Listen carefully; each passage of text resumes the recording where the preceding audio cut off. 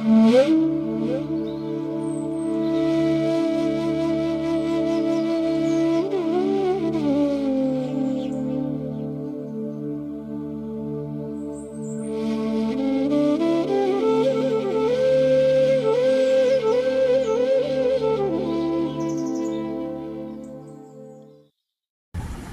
स्थापकाय च धर्मस्य सर्वधर्मस्वरूपिणे अवतार वरिष्ठाय रामकृष्णाय ते नमः। শ্রী শ্রী ঠাকুর, শ্রী শ্রী মা এবং স্বামীজি মহারাজের রাতুল চরণে ভুলুণ্ঠিত প্রণাম জানাই। প্রাণারাম বাংলা ইউটিউব চ্যানেলে সম্প্রচারিত সৎকথায় প্রতিদিনের মনন এই ধারাবাহিক অনুধ্যানের 745তম দিনে আজকে আমরা ত্যাগের কথা স্মরণ মনন করব।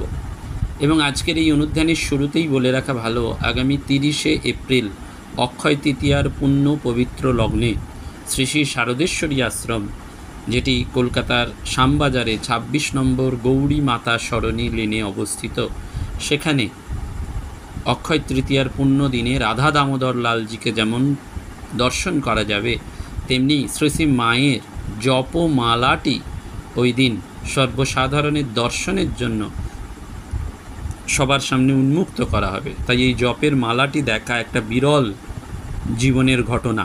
আমরা সবসময় তো এটা সুযোগ পাই না, তাই একটি অনন্ত সুযোগ এই পবিত্র পুণ্যদিনে আসছে। একই অক্ষয় তৃতীয়া, সেদিন সাধু সেবা, দান, ধ্যানের মধ্যে দিয়ে যেমন পুণ্য হয়, তেমনি এই পুণ্য দর্শনও আমাদের পুণ্যের দিকেই এগিয়ে নিয়ে যায়। এবং আগামী 2রা মে বরানগর শ্রী শ্রী ভোলানন্দ অন্নপূর্ণা আশ্রম, বিহারীলাল স্ট্রিট, বরানগর অঞ্চলে এই আশ্রমটিতে আগামী 2রা মে সন্ধেবেলায় ভগবত কথা, ঈশ্বরীয় কথা স্মরণ মনন করার সুযোগ একটু মহারাজ করেছেন। মা ব্রহ্মচারিণীকে দর্শন করা এবং সেই দিনের এই সাধু সঙ্গের জন্য আপনাদের সকলকে স্বাগত জানাই। এবং আগামী 10ই মে শ্রী শ্রী শারদেশ্বরী আশ্রমে সন্ধেবেলায় ঈশ্বরীয় কথা প্রসঙ্গে থাকব। এই ঘোষণাগুলির পাশাপাশি আজকে আমরা ত্যাগের কথা আলোচনা করব। এবং আমতলায়, আমাদের সরিষা থেকে একটু আগে, এই আমতলায় এক শ্রীরামকৃষ্ণ অনুরাগী ভক্ত শ্রী অরিন্দম ঘোষ, যিনি আমাকে মনে প্রাণে খুব ভালোবাসেন, শ্রদ্ধা করেন, আমিও তাকে ভালোবাসি। হয়তো সবসময় তার সাথে কথা বলে হয়ে ওঠা হয় না, কিন্তু তিনি এবং তার পরিবার নিয়ত আমার সাথে যুক্ত থাকেন। সেই অরিন্দম ঘোষের অনেক দিনের আবদার যে ত্যাগের কথা, কারণ আধ্যাত্মিক জীবনে তিনি এগিয়ে যেতে চান। মাঝে মাঝেই ছুটি পেলে জয়রামবাটি চলে যান, ভালো কাজ করেন এবং ছোট ছোট মেয়েদের মধ্যে স্বামীজির ভাব প্রচারে তিনি ব্রতী হয়েছেন। তাই সেই অরিন্দম ঘোষ মহাশয়ের ঐকান্তিক ইচ্ছায় আমরা ত্যাগের কথা স্মরণ করব। রাজা মহারাজ খুব সুন্দর করে একটি কথা বলেছেন যে ত্যাগ ব্যতীত শান্তি পাওয়া যায় না। ত্যাগ চাই ভগবানের জন্য, শান্তির জন্য, নিজের কল্যাণের জন্য সর্বস্ব ত্যাগ চাই। তার মানে ত্যাগ কী কারণে দরকার? 1 ভগবানের জন্য, 2 শান্তির জন্য এবং 3 নিজের কল্যাণের জন্য। পশু প্রবৃত্তির দাস, মানুষ তা নয়। মানুষ ইচ্ছা করলেই ভগবান লাভ করতে পারে, ত্যাগ করতে পারে। সব ছেড়ে তাকে জোর করে ধরো। অর্থাৎ ত্যাগের মূল ধারণাটি হচ্ছে, মূল ভাবটি হচ্ছে যে তাঁর ওপর নির্ভর করা, 16 আনা একেবারে, এবং সেই নির্ভরতাই আমাকে সমস্ত বিপদ আপদ থেকে রক্ষা করবে। সেজন্য বলা হচ্ছে যে জগতে কারুর সাধ্য নেই গুরুর আশ্রিত শিষ্যের অনিষ্ট করে। জীবনে অনেক ভুল হবার সম্ভাবনা থাকে যতক্ষণ না ভগবান লাভ হয়, কিন্তু এই ত্যাগের মধ্যে দিয়ে। সেজন্য ত্যাগ না করলে ভগবানে ভক্তি আসে না। ত্যাগ নিশ্চিত চাই। ত্যাগটা কি না? ত্যাগ হচ্ছে অহংকারটাকে নষ্ট করে ফেলা। এইটি অহংকারটাকে নষ্ট করে ফেলা। সেজন্য এই যে ধর্মলাভ আসলে কিন্তু মানসিক, দৈহিক এবং আধ্যাত্মিক, এই 3টি শক্তির একত্র সমাবেশ না হলে ধর্ম হওয়া বড় শক্ত। ভগবান লাভ করা খুব সোজা ব্যাপার নয়। কর্ম করতে হবে আর কর্মের সঙ্গে ভগবানকে স্মরণ করতে হবে। এবং এই ত্যাগটি কি? ত্যাগটি মানে হচ্ছে নাগাদের মতন ছাই মেখে চিমটে হাতে করে বেড়ানো নয়। বাইরে লোক দেখানো ত্যাগের কোনো দাম নেই, কোনো লাভও নেই, বরং তাতে অহংকার বা অপকার আছে। সেই ঠিক ত্যাগী যে নিজেকে সম্পূর্ণরূপে ভগবানকে দিয়ে দিয়েছে, আমার বলতে কিচ্ছু রাখেনি। আমার দেহ, মন, বুদ্ধি সব তোমায় দিলাম, যা ইচ্ছা করো, তোমার জিনিস তুমি ইচ্ছা মতো ব্যবহার করো, এইটি হচ্ছে ভাব। এবং সেইটি শ্রীরামকৃষ্ণদেবের জীবনে আমরা দেখতে পাই যে তিনি মা ছাড়া কিছু জানতেন না, যা করেন মা করেন, মার ইচ্ছা ব্যতীত তার নিজের কোনো ইচ্ছা ছিল না। সর্বদা তিনি মাকে প্রার্থনা করতেন যে আমি ভালো মন্দ কিছুই জানি নে, আমি তোমার, এই ভাবটি। সেজন্য তার শরণাগত হয়ে পড়ে থাকা, এইটি হচ্ছে ত্যাগ। এবং সেই জন্য এই ত্যাগটি আমাদের সাধন জীবনে এক অমূল্য রত্ন। সেই অমূল্য রত্ন কিন্তু এই ঠাকুরের ভাণ্ডারে রয়েছে। পরম পূজ্যপাদ শ্রীমৎ স্বামী ভূতেশানন্দজি মহারাজ ঠাকুরের কথা উল্লেখ করে বলতেন, ত্যাগ ছাড়া কিছু হবেনি বাপু। এবং এই ত্যাগ শব্দটি যখন আমরা সংসারী মানুষ আমরা শুনি, তখন আমরা ভয় পাই। কেন? যে ত্যাগ মানে তো সব কিছু ছেড়ে দিয়ে শূন্য হয়ে একেবারে নিরালম্ব হয়ে পড়া, তা কিন্তু নয়। কিছু গ্রহণ করে বা করার চেষ্টায় কিছু ত্যাগ। অর্থাৎ আমাদের প্রবল আকর্ষণটা সংসারে, অতি ক্ষীণ আকর্ষণ ঈশ্বরে। তাই এদিক ত্যাগ করে ওদিকে এগোনোর কথা ভাবলেই মন বিদ্রোহী হয়ে পড়ে। ঠাকুর এই ত্যাগের কথাই বলেছেন, কিন্তু এমনভাবে বলেছেন যে সংসারীদের মনে হচ্ছে তিনি যেন আমাদের অনেকটা ছাড় দিলেন। যেমন নবদ্বীপ গোস্বামীকে বলছেন যে তোমরা গোস্বামী, তোমাদের ঠাকুর সেবা আছে, তোমাদের সংসার ত্যাগ করলে চলবে না। তাহলে ঠাকুর সেবা কে করবে? তোমরা মনে ত্যাগ করবে। অর্থাৎ এই যে ত্যাগের কথাটি আসছে, ত্যাগ তো দুরকম, একটা বাইরের ত্যাগ আর একটা ভেতরের ত্যাগ। আমি বাইরে মাংস খাওয়া ছেড়ে দিলাম, রসগোল্লা খাওয়া ছেড়ে দিলাম, রমণ সুখ ত্যাগ করলাম, কিন্তু ভেতরে ভেতরে সেগুলো 16 আনা ইচ্ছা। তাই নিজের মনটাকে ভালো করে ধুয়ে মুছে সাফ করতে হবে। সেজন্য মনে ত্যাগ, অর্থাৎ বাইরে ত্যাগের থেকেও মনে ত্যাগ। মনে মনে আগে রমণ সুখ ত্যাগ করা, মনে মনে মাংস খাওয়ার ইচ্ছা ত্যাগ করা, মনে মনে রসগোল্লা খাওয়ার ইচ্ছা ত্যাগ করা। অর্থাৎ এই বাসনাগুলি ত্যাগ করা। এই কারণে বলছি, একবার দুবার মাংস খাওয়া, রসগোল্লা খাওয়ায় দোষ নেই। সংসারে থাকতে গেলে মাসে খেতেই হবে, প্রোটিন খেতে হবে, নইলে স্বাস্থ্য ভেঙে পড়বে। কিন্তু তার প্রতি আসক্তি যে এটা না হলে আমার চলবে না, এইটি। সেই জন্য বাহ্য ত্যাগের বদলে মনের ত্যাগের কথাই ঠাকুর সংসারীদের বলতেন। এবং এই আশ্বাসেই সংসারীদের বোধ যে তাঁদেরও হবে। গোস্বামীকে দেওয়া এই উপদেশে ঠাকুর দুবার ঠাকুর সেবার কথা বললেন। অর্থাৎ উপদেশটা যদি আমরা ভালোভাবে অনুধাবন করি, তাহলে ঠাকুর বলছেন সংসারে থাকবো কেন? ঠাকুর সেবার জন্য। অর্থাৎ প্রতি পদে বিচার আনতে হবে যে ভোগের জন্য সংসার করছি না, ঠাকুর সেবার ব্যাঘাত হবে বলে সংসার করছে। সেই যেখানেই উত্তরণ, সেখানেই উন্নতির উন্নতি। ভবতারিণীর সেবায় গদাধর চট্টোপাধ্যায় শ্রীরামকৃষ্ণদেবের উত্তরণ।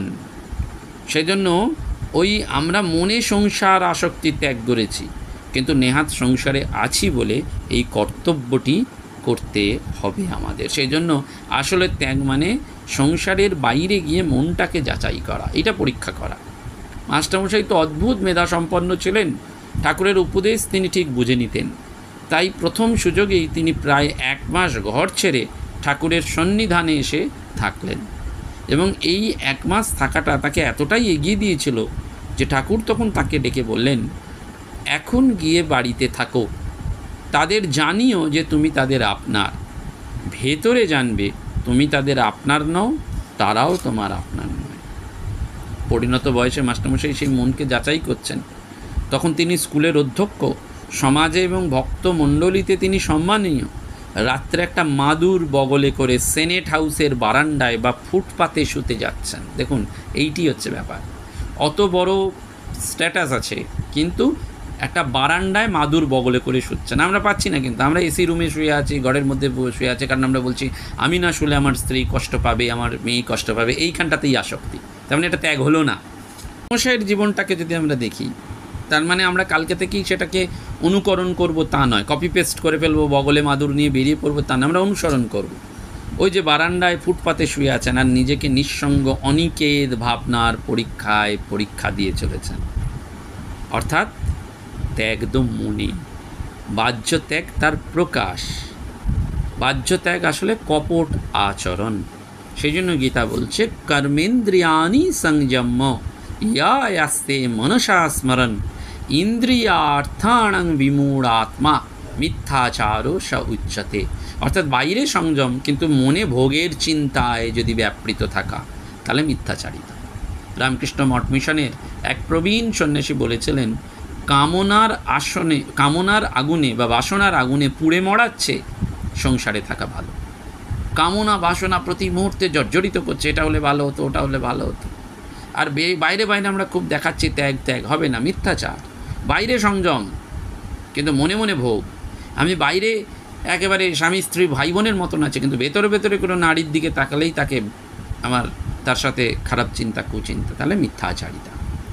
সেজন্য স্বামী তুরীয়ানন্দজি মহারাজ ত্যাগ সম্বন্ধে যোগ বাশিষ্ঠের একটা গল্প উদ্ধৃত করতেন এবং ভক্তকে দিক নির্দেশ দিয়েছিলেন যে যোগ বাশিষ্ঠে একটা গল্প আছে। কি গল্পটি?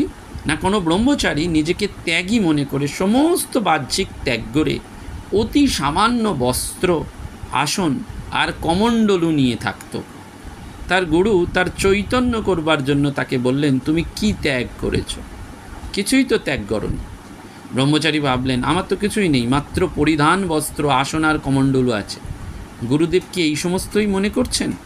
এই ভেবে তিনি ওই সমস্তগুলো ত্যাগ করার ইচ্ছা নিয়ে সামনে আগুন প্রজ্বলিত করে তাতে একে একে সব অর্পণ করলেন, করে বললেন, এইবার সমস্ত ত্যাগ হয়েছে। গুরুদেব দেখে বললেন, তোমার কি ত্যাগ হয়েছে? বস্ত্র, ওটা তো তুলা থেকে তৈরি। আসন, কমণ্ডলু, এটাও তো বিভিন্ন বস্তু থেকে নির্মিত। তাদের ত্যাগ করে তোমার কি ত্যাগ হলো? তখন ব্রহ্মচারী ভাবলেন, আমার কি আছে, আমার শরীর আছে, আচ্ছা এই শরীরটাকে আহুতি দেবো। তিনি যখন স্থির করে সেই সামনের আগুনে নিজের শরীরটাকে অর্পণ করবার জন্য প্রস্তুত হলেন, তখনও গুরুদেব বললেন, অপেক্ষা করো, কি করছো বিচার করে দেখো, এই শরীরে তোমার কি আছে? এটা তো বাবা মার শুক্র শনিতে উৎপন্ন এবং আহার দ্বারা বেড়ে উঠেছে, পুষ্ট হয়েছে। তোমার কি? তোমার নিজের তো কিছু নেই। তখন ব্রহ্মচারীর চোখ খুলল। গুরু কৃপায় তখন সেই ব্রহ্মচারী বুঝতে পারলেন যে এই অভিমানই হচ্ছে যত অনিষ্টের মূল। এই অভিমান ত্যাগ করতে পারলেই ঠিক ঠিক ত্যাগ হয়, নইলে বাহ্যিক বস্তু এমনকি শরীর পর্যন্ত ত্যাগ করলেও কিছুই ত্যাগ করা হয় না। সেজন্য এই ত্যাগের সাধন পথে ভগবান শ্রীরামকৃষ্ণ পরমহংসদেবের 3টি অভ্যর্থ উপদেশ, তার নাম গুণগান করো, সাধু সঙ্গ করো, আর মাঝে মাঝে নির্জন বাস করো। এই নির্জন বাসে যেমন ঈশ্বর চিন্তার অবাধ সুযোগ আছে, ঠিক তেমনি নিজের মনকে কাছ থেকে দেখা যায় এবং চাতুরি ধরা পড়ে। ত্যাগ বাইরেরই হোক আর মনেই হোক, নির্জন বাস হচ্ছে তার যাচাইয়ের কোষ্ঠী পাথর। সেই জন্য ঠাকুরের শিক্ষা বিভিন্ন ভক্তের জন্য ছিল বিভিন্ন এবং তার ভাব অনুযায়ী। ঈশান মুখোপাধ্যায়ের বাড়িতে গিয়ে ফেরার পথে ঠাকুর তাকে বললেন, সংসারে থেকে যে তাকে ডাকে সে বীর ভক্ত। ভগবান বলেন, যে সংসার ছেড়ে দিয়েছে সে তো আমাকে ডাকবেই, আর যে সংসারে থেকে আমাকে ডাকে, 20 মন পাথর ঠেলে যে আমাকে দেখে, সেই ধন্য, সেই বাহাদুর, সেই বীর পুরুষ। অর্থাৎ সংসারীদের বুকে এটি বল আনে, ধর্মের সাধন পথে এটি স্বীকৃতি দেয় এবং সংসার জীবনের হীনমন্যতা কাটাতেই পর্যালোচনা আমাদের মনে করিয়ে দেয় যে সংসারে থেকে 20 মন পাথর ঠেলে যে আমাকে দেখে সেই হচ্ছে ধন্য। সেই জন্য ওই মাস্টারমশাই এটি করেছিলেন এবং ঘূর্ণায়মান এই সংসার চক্রের মধ্যে থেকে আমাদের প্রতি মুহূর্তে অনুভব করতে হবে যে মনের মধ্যে যে পোষা সংসার, মনের মধ্যে যে বিস্মন বোঝা, সেইটা ঈশ্বরকে জানার এবং পাওয়ার জন্যে প্রতিবন্ধক। সেইটাকে সরিয়ে দিয়ে, সেইটাকে ঠেলে ঠেলে দূরে সরিয়ে ভগবানকে দেখার জন্য যে চেষ্টা করবে সেই ধন্য, সেই বাহাদুর। সেটা কঠিন কাজ, সেজন্য গৃহী হোক বা ত্যাগী হন, সেটা একেবারে নির্বিশেষে বীরত্ব পৌরুষের প্রতীক। সেই জন্য মা, শ্রী মা তিনি বলছেন না ঠাকুর সম্পর্কে, এবারে দেখালেন ত্যাগ। অর্থাৎ বস্তুত কোনো একটি বিশেষ ভাব নয়, পরন্তু প্রতিটি ভাবের প্রতি যে অন্তর্নিহিত ভিত্তি, যার উপর ভাবের এই পুষ্টি নির্ভর করে, সেই ত্যাগের কথা, সেই ব্যাকুলতার কথা ঠাকুর দিয়েছেন। এবং সেই ত্যাগ না থাকলে কিন্তু ঈশ্বরের পথে ভগবানকে পাওয়া যায় না। সেই জন্য বারবার বলা হয়, ঈশ্বরকে ভালোবাসার পথে এগোলে ভক্তি বৃদ্ধি হয় এবং অস্তিত্বের অনুভব হয়, আর বিষয় বিরাগ একই সাথে হতে থাকে। সেই জন্য এই ত্যাগের কথা বারবার আসছে। ওই জন্য বারবার বলা হয়েছে ত্যাগ ছাড়া কোনো কিচ্ছু হবে না। এবং যতবার রাজা মহারাজ বলুন, অন্যান্য সাধকদের কথা বলুন, বা ঠাকুরের লীলা পার্ষদদের কথা বলুন, তারা বারবার এই কথাটি জানিয়েছেন, বলেছেন। স্বামীজিও বারবার বলেছেন, সেই ত্যাগ এবং সেবা হচ্ছে ভারতবর্ষের আদর্শ, জাতীয় জীবনের আদর্শ।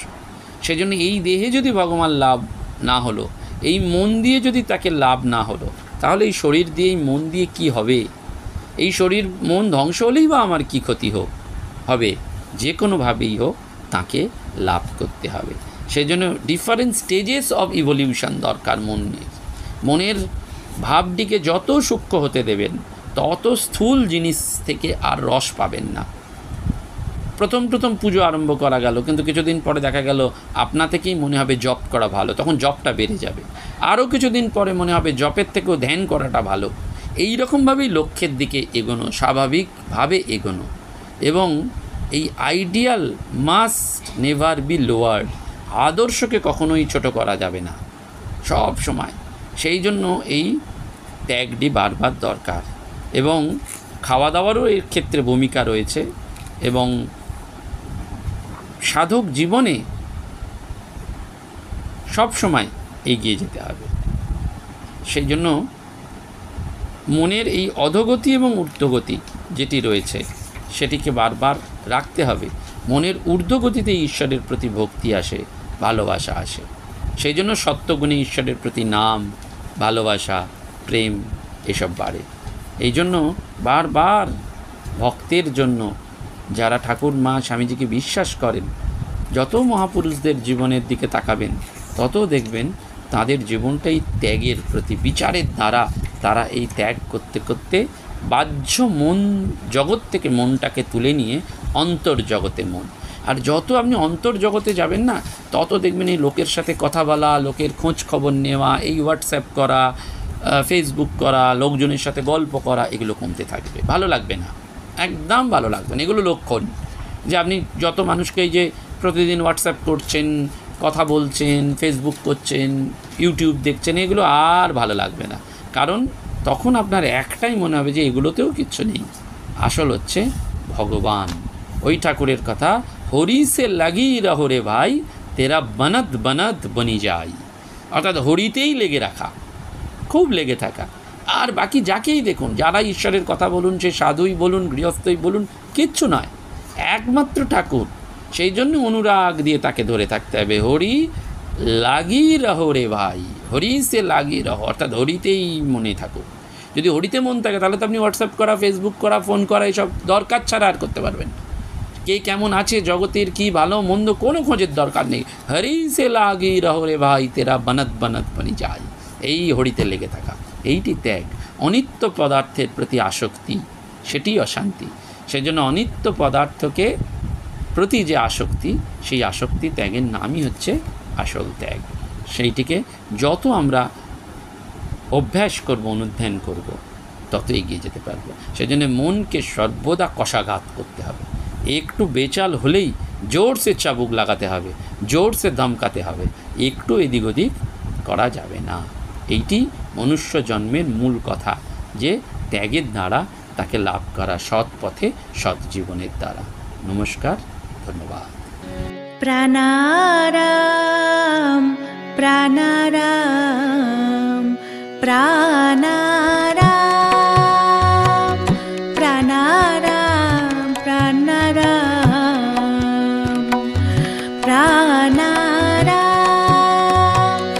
কি যেন লুকানো নামে তাই মিষ্ট এত তব নাম প্রাণারাম প্রাণারাম।